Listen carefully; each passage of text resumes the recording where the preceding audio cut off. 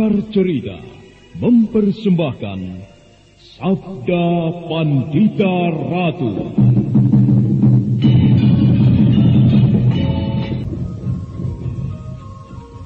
Sabda Pandita Ratu, naskah ditulis oleh Pondra Swasti Langit, diolah oleh Agus Nur Ismail, didukung oleh artis-artis terkemuka, Ferry Fadli, Eli Ermawati, M. Abud, Ivona Rose, dan lain-lain. Teknik dan montase, Ibing Arifin, dengan sutradara Dian Pertiwi. Sabda Pandita Ratu kali ini mengetengahkan episode keempat dengan judul Singa Liar Padang Karautan.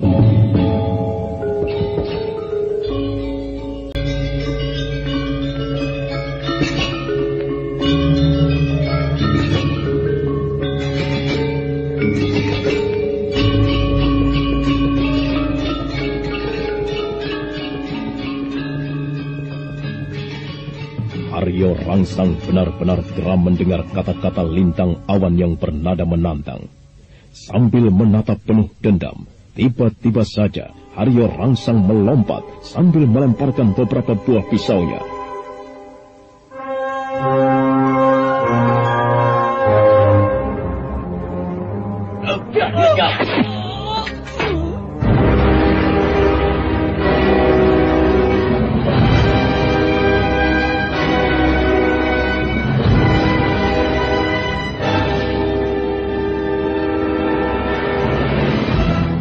Empat buah pisau melesat dengan cepat ke arah lintang awan, Cupu Watu dan Watangan.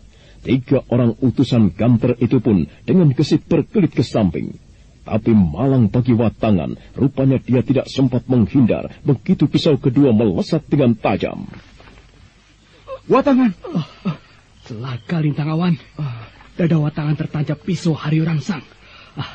Ayo kita dekati dia. Ayo. Watangan mendekap dadanya yang mengeluarkan darah. Dia mencoba untuk bertahan dan tetap berdiri. Tapi darah terlalu banyak keluar. Bertahanlah sebentar. Aku akan mencoba menghentikan darahmu yang terus keluar ini. Sudahlah, Cupu. Sepertinya aku tidak mampu lagi untuk bertahan. Dadaku rasanya nyeri sekali. Sebaiknya kalian berdua jangan hiraukan aku. Lebih baik hadapilah Haryo Rangsang. Jangan biarkan dia lolos begitu saja. Dia sangat berbahaya sekali bagi keselamatan Lintang Panjer sore. Watangan. Itulah hadiahnya bagi orang-orang yang mencoba melawanku. Sudahlah, Cupu Watu.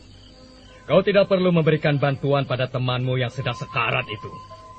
Sebentar lagi pun ia akan mampus. Dan kalian berdua pun akan segera menyusulnya. Keparat kau, Haryo Rangsang. Manusia macam kau memang tidak perlu dikasih hati. Lintang awan, kau jagalah Watangan. Biarlah pengkhianat ini aku yang menghadapi. Jangan, Cupu Watu. Kau harus berdua menghadapi orang seperti Haryo Rangsang.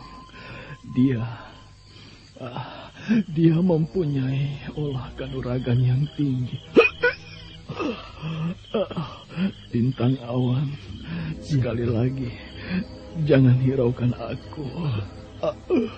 Aku tidak mungkin dapat bertahan lama. Jagalah diri kalian. Baik-baik. Setelah sesaat dia terbenam dalam kesedihan yang dalam, tiba-tiba saja Cupu Watu berdiri, kemudian menatap tajam wajah Haryo Rangsang.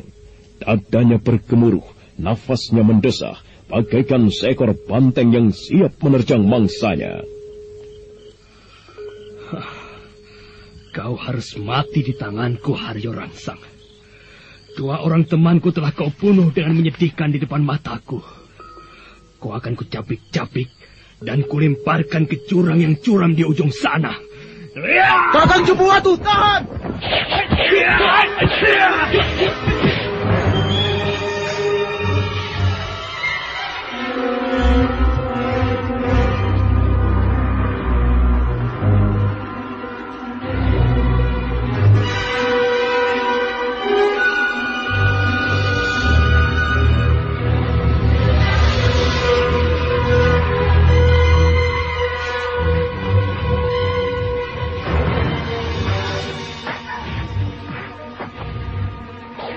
Cupu Watu menerjang ke sana kemari sambil menyabet-nyabetkan pedangnya. Dia benar-benar geram, serangannya benar-benar tajam dan mengerikan. Cupu Watu seolah-olah tidak memberi kesempatan Haryo Rangsang untuk membalas serangannya.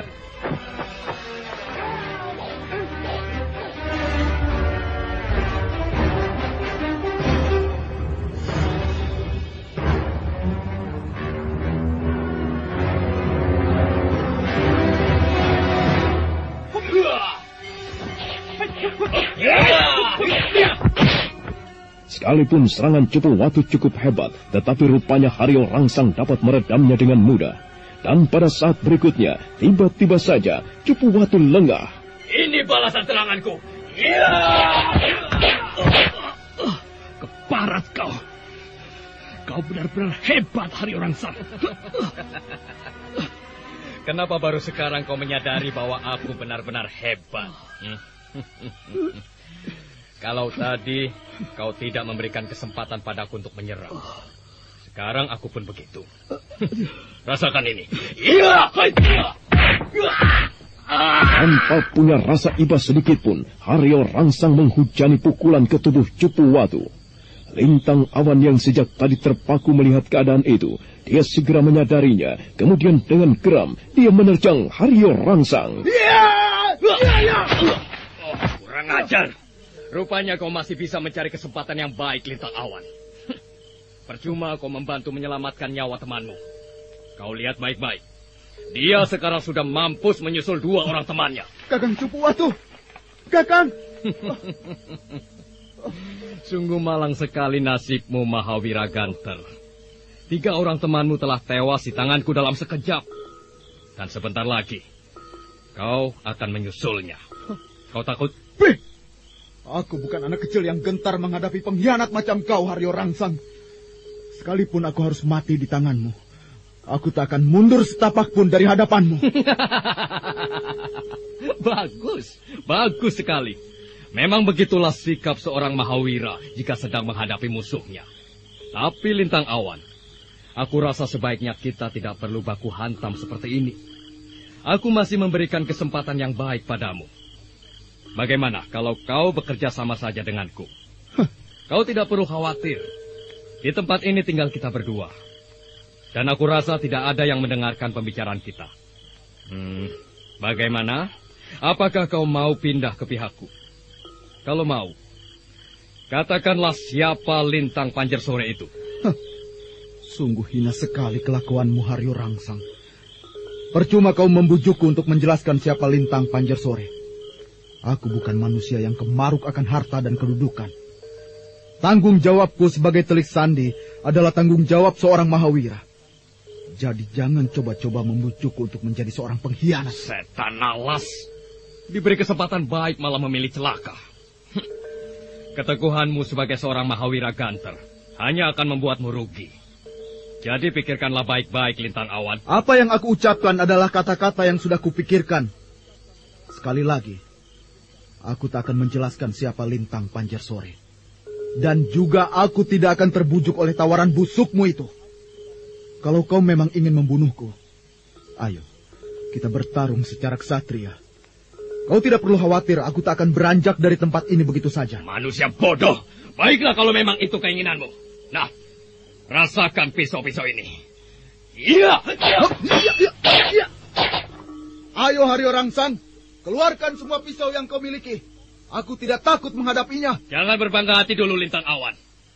Kalau tadi kau bisa lolos dari pisau-pisau beracunku, itu belum seberapa. Ayo, sekarang bersiap-siap untuk menyambut seranganku yang selanjutnya. Kali ini kau tidak akan kubiarkan luput dari tajamnya pisau-pisauku. Jangan terlalu banyak mulut, Haryo Rangsang. Sebaiknya buktikanlah kalau kau memang mampu melukaiku. Berdebah, terimalah ini. Ya.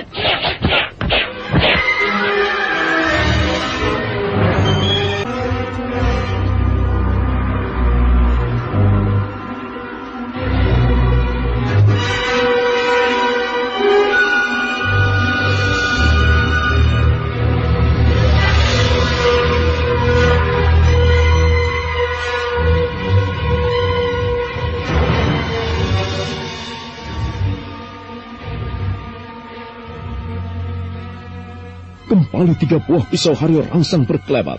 2 buah pisau dapat dihempaskan dengan mudah, tapi pisau yang satu lagi dengan telak bersarang di kaki kiri Lintang Awan. Kurang ajar. Dia berhasil melukai kaki kiriku. Pisau ini bersarang mengenai tulang kakiku. Tubuh Lintang Awan sempat terhuyung sebentar. Rasa sakit dari kaki kirinya mulai terasa, apalagi karena pisau itu mengandung racun. Pisau itu masih dia diamkan bersarang di kakinya. Dan dengan hati yang geram, Lintang Awan menatap tajam wajah Haryo Rangsang.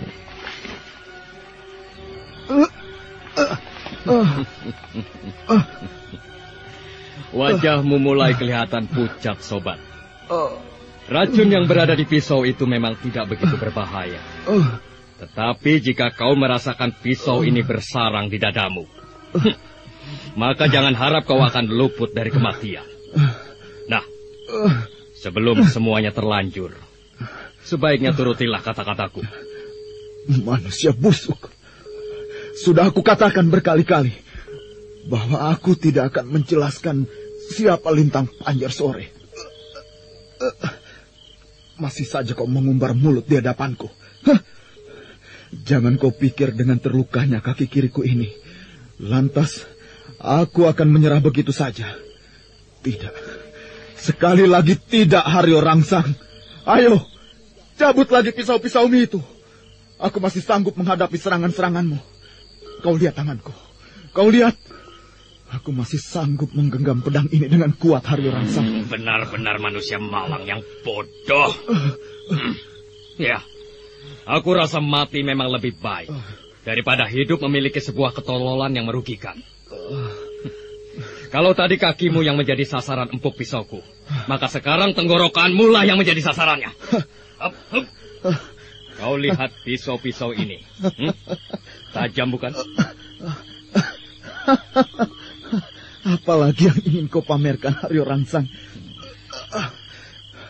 Tanpa kau tunjukkan ketajaman pisau itu, aku juga sudah tahu. Jangan kau pikir aku akan takut menghadapinya. Ayo, hujanilah aku dengan pisau-pisaumu. Aku juga mau tahu, apakah kau mampu menerima tajamnya pedangku. Kalau kau masih belum juga mau menyerang, baik, aku yang akan menyerang duluan. Rasakanlah ini, Haryo Rangsang. Hop, ya, baca. Ya.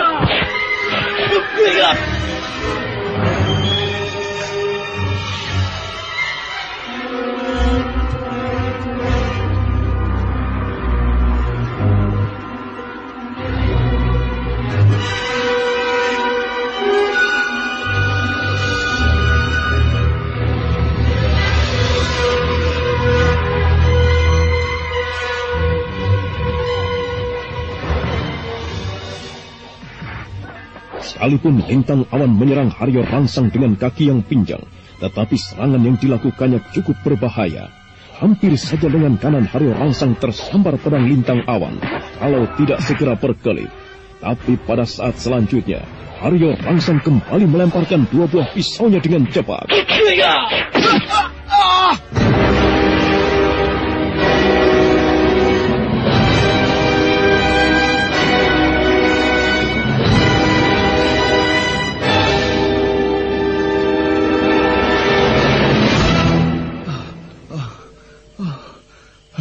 Rangsang kembali berhasil melukaiku.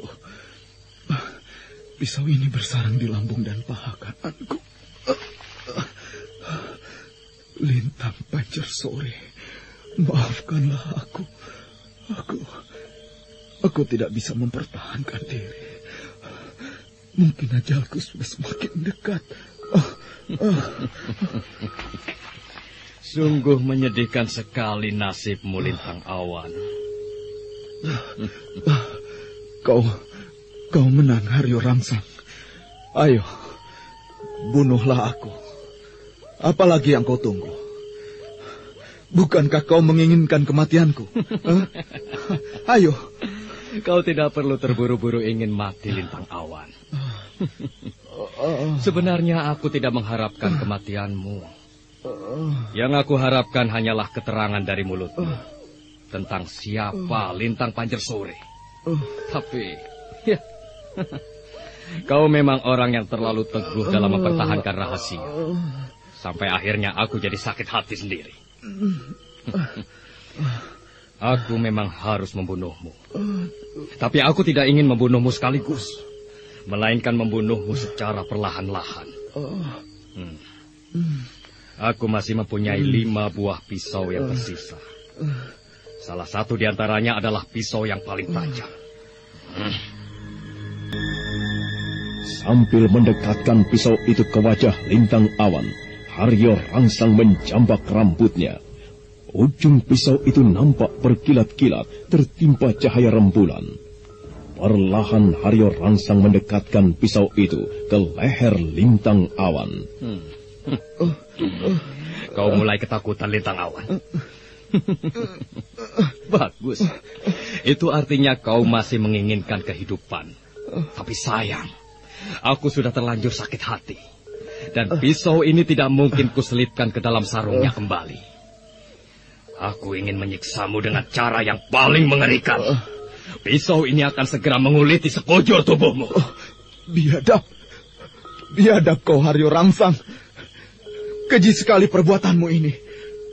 Beginikah prajurit-prajurit Kediri memperlakukan musuh-musuhnya? Menjijikkan. Kurang ajar. Ingat.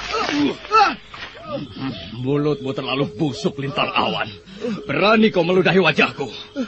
Kalau kau baru tahu, beginilah prajurit Kediri jika sudah terlalu muak dengan musuh-musuhnya. Nah, rasakanlah pisau ini. Dengan sangat kejam, Haryo Rangsang menghujani pisaunya ke tubuh Lintang Awan.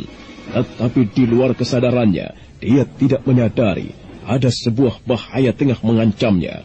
Dari arah belakang tubuhnya, melesatlah beberapa buah ranting dengan cepat. Haryo Rangsang sempat terpaku mendengar desingan beberapa buah ranting.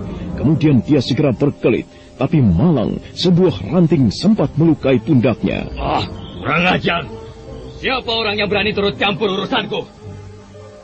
Setan alas, keluar kau! Jangan coba-coba mencari kesempatan saat aku lengah. Tunjukkan dirimu kalau kau memang seorang ksatria. Kenapa harus berteriak-teriak seperti itu, Kisanak? Aku berada di belakangmu. Haryo Rangsang terkejut begitu mendengar sapaan lembut seorang wanita. Dan memang benar, begitu dia membalikan tubuhnya, tak jauh dari hadapannya, nampak seorang wanita cantik menatapnya sambil tersenyum. Kaukah yang melempari aku dengan ranting-ranting tadi? Apa kau pikir ada orang lain di sini selain aku? Kurang ajar. Jawab pertanyaanku dengan jujur, Nona. Apakah kau yang membokongku dari belakang tadi? Seandainya benar, kenapa? Bejebah. Apa maksudmu mencampuri urusanku, perempuan asing? Apa kau tidak tahu siapa orang yang tengah kau hadapi ini? Aku tidak peduli siapa orang yang tengah kuhadapi. Yang jelas aku paling tidak suka melihat kekejian berlangsung di hadapanku. Kalau kau tidak suka melihat kekejian berada di hadapanmu, kenapa kau harus melihatnya? Bukankah lebih baik kalau kau pergi dari tempat ini? Siapa kau sebenarnya? Apakah kau pun telik sandi dari Ganter? Oh, apakah wanita sepertiku mirip seorang telik sandi? Pintar sekali kau membolak-balikan kata-kata, Nona. Sungguh malang sekali nasibmu.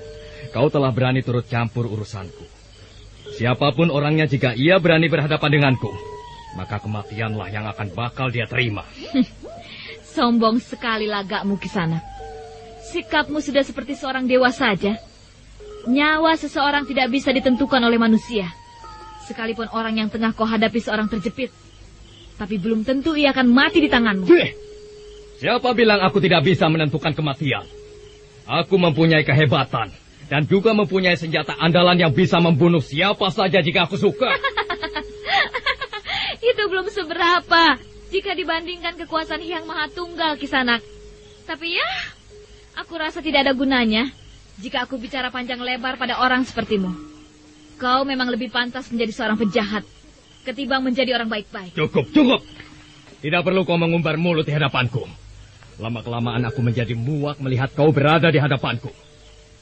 Sebutkanlah siapa namamu sebelum aku perintahkan untuk menyingkir. Ayo katakan siapa namamu. Apakah perlu aku memberitahukan siapa namaku? Apakah namaku cukup berarti untukmu? Bangsat! Aku tidak butuh sesumbarmu. Cepat katakan siapa namamu. Atau kau akan merasakan tajamnya ujung-ujung pisahku ini. Tunggu. Baiklah. Aku akan mengatakan siapa namaku sebenarnya. Mungkin dengan menyebutkan siapa namaku, rasa penasaranmu akan hilang. Nah, dengar baik-baik. Namaku adalah Lintang Panjersore. Kaget. Tiba-tiba saja dadanya bergemuruh begitu mendengar pengakuan wanita itu. Bahwa dia adalah Lintang Panjersore. Sambil menyembunyikan rasa keterkejutannya, Haryo Rangsang seperti kurang yakin dengan apa yang dikatakan wanita itu. Dia pun kemudian melangkah 2 tindak mendekati.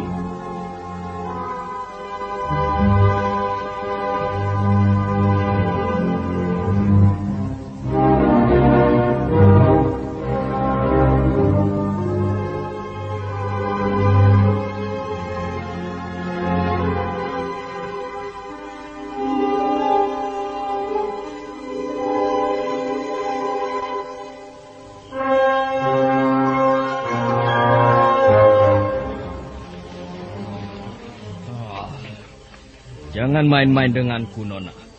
Katakan siapa namamu yang sebenarnya. Hei, apakah kau tuli? Bukankah aku sudah katakan bahwa namaku adalah Lintang Panjersore?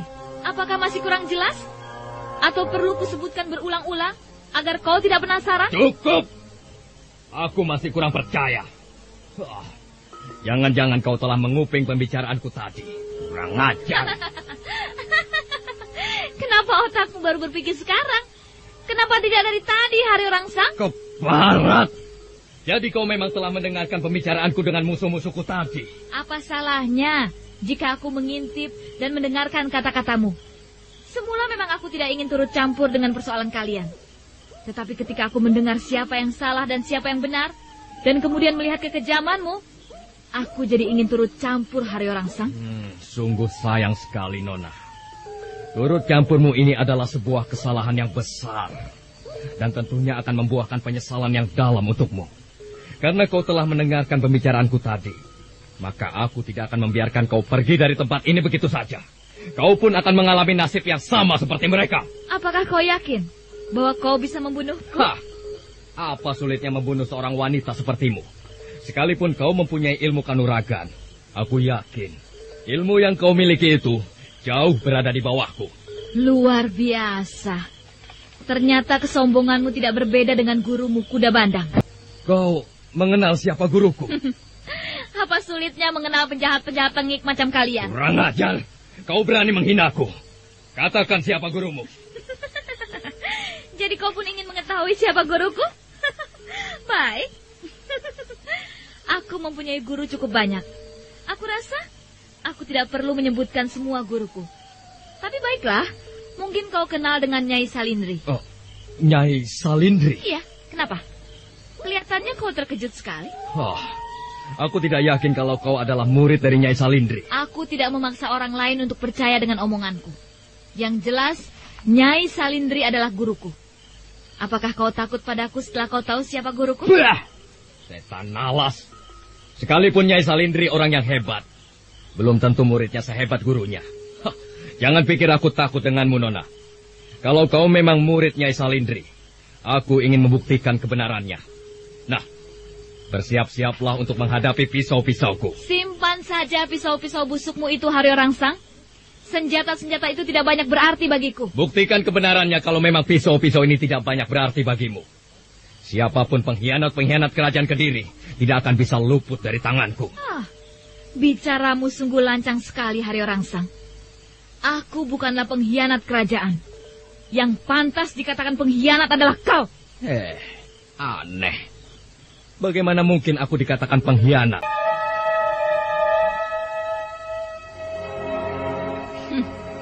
Memang tidak salah apa yang kau katakan. Tapi apakah dikatakan suatu pengabdian?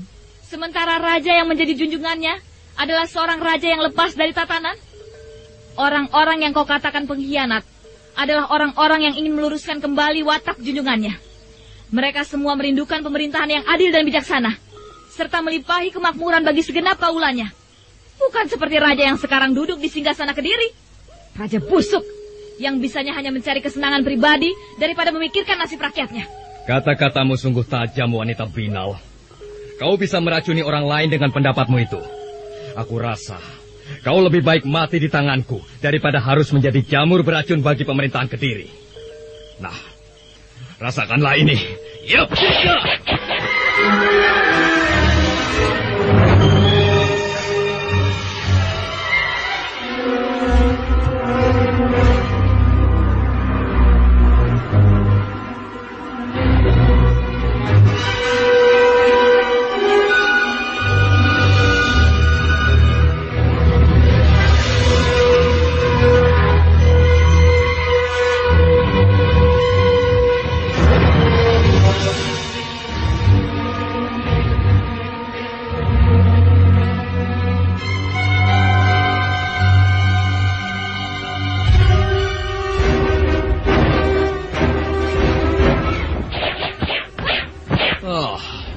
Luar biasa ilmu kanuraganmu, Nona. Gerakanmu begitu lincah dan gesit. Tapi jangan bangga dulu. Itu belum seberapa.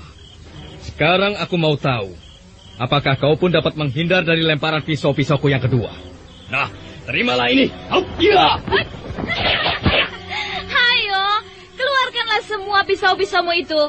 Aku juga mau tahu sampai sejauh mana kuda bandang menurunkan kepandaiannya padamu. Sombong sekali bicaramu, wanita binal. Tapi memang benar apa katamu. Aku memang harus membuktikan sampai sejauh mana ilmu lemparan-lemparan pisau yang kumiliki. Dengan begitu, kau akan tahu betapa ilmu Nyai Salindri tidak sebanding dengan ilmu kanuragan yang kumiliki. Rasakanlah ini. Ya.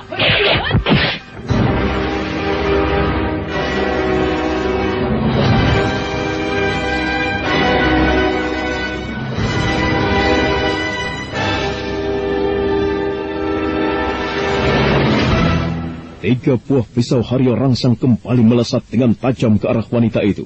Tapi kali ini rupanya wanita itu tidak main-main. Di saat pisau itu melesat dengan cepat, seketika itu juga ia melompat, kemudian menangkapnya dengan mudah.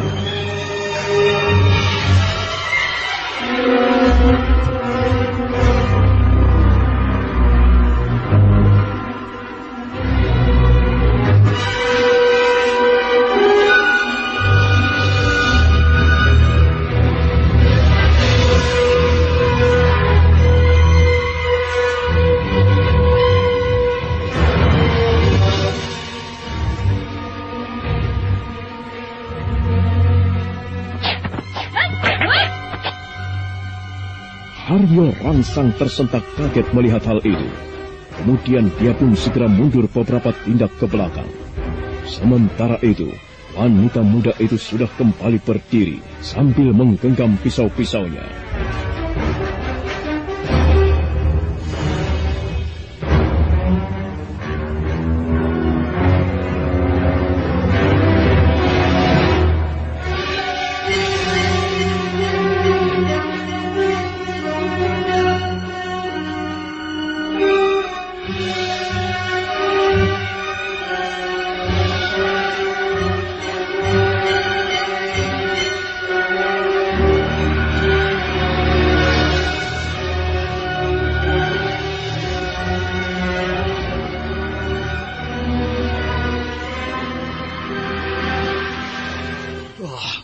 Gila.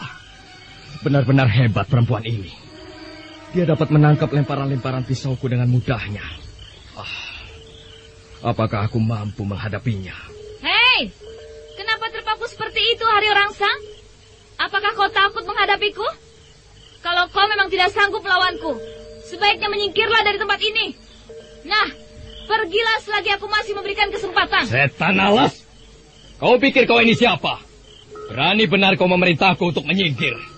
Jangan merasa congkak dulu kau wanita sial. Kehebatanmu tidak ada apa-apanya kalau cuma bisa menangkap lemparan-lemparan pisau-pisauku. Sekarang aku mau tahu, apakah ilmu kanuraganmu juga dapat menahan serangan-seranganku? Rupanya kau masih penasaran untuk menjatuhkanku. Sudah kukatakan sejak dari tadi, keluarkanlah segala kepandaian yang kau miliki. Aku siap melayaninya. Berdebah, sundal, ya!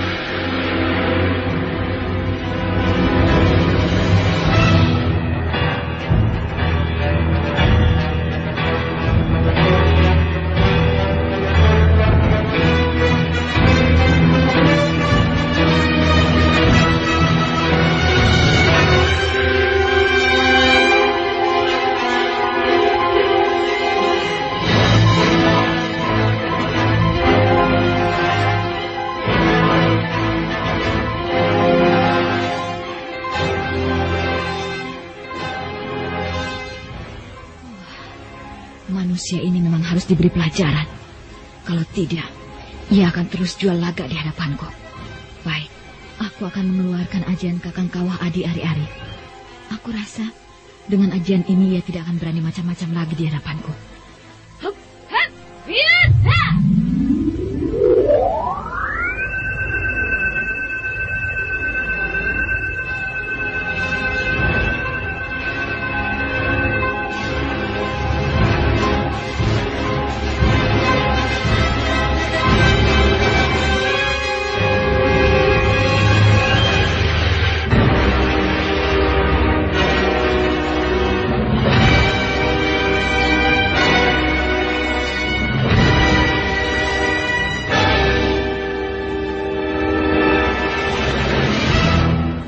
Sambil bersalto ke udara, wanita itu segera merapal ajian Kakang Kawah Adi Ari-Ari.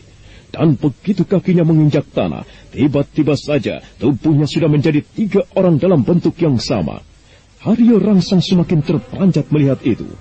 Sambil menarik napas cemas, dia pun mundur lagi beberapa tindak.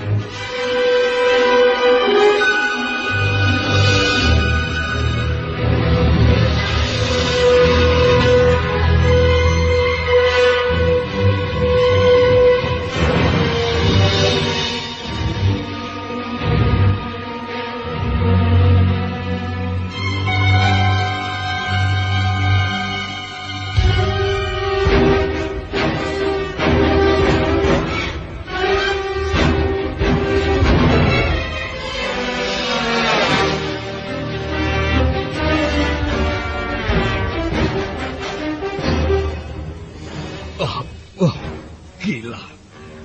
Bagaimana mungkin kau menguasai ajian itu? Apanya yang tidak mungkin, Haryo Rangsang? Kau lihat sendiri buktinya, bukan? Ajian Kakang Kawah Adi Ari-Ari sudah cukup lama kukuasai. Dan ajian ini bukan kuterima dari Nyai Salindri. Nona, katakan siapa kau ini sebenarnya. Janganlah membuat aku semakin penasaran saja. Baik. Baiklah, Haryo Rangsang. Aku rasa memang sudah cukup untuk membuatmu penasaran. Nah, dengar baik-baik. Namaku Pinaka Swasti Ratu. Pinaka Swasti Ratu? Ya. Apakah kau pernah mendengar namaku? Atau barangkali kau memang sudah mengenalku? Aku rasa kita memang tidak perlu mempersoalkan hal itu. Sekarang yang penting, kita lanjutkan perkelahian ini. Bagaimana? Bagaimana mungkin aku sanggup melawan wanita ini? Sementara ia telah merubah wujudnya menjadi 3 orang. Tidak, aku tidak boleh melawannya. Aku harus mencari akal untuk meninggalkan tempat ini. Hayo, Haryo Rangsang. Kenapa sejak tadi kau hanya terpaku seperti itu? Bukankah kau tadi menantangku? Ingin membuktikan sampai sejauh mana ilmu kanuraganku? Kurang ajar.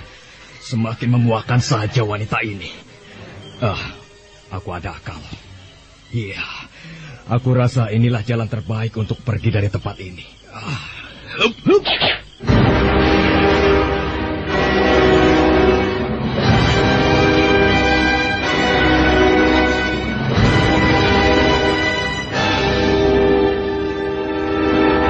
Sambil kembali mengeluarkan pisau-pisaunya, tiba-tiba saja Haryo Rangsang melompat, kemudian melemparkan pisau-pisau itu ke arah Lintang Awan yang masih tergeletak lemah. Nah, bagaimanakah dengan Lintang Awan? Dan tindakan apa yang akan dilakukan oleh Pinaka Swasti Ratu? Saudara pendengar, untuk mengetahui jawabannya, nantikanlah kelanjutan kisah ini dalam seri berikutnya. Sampai jumpa.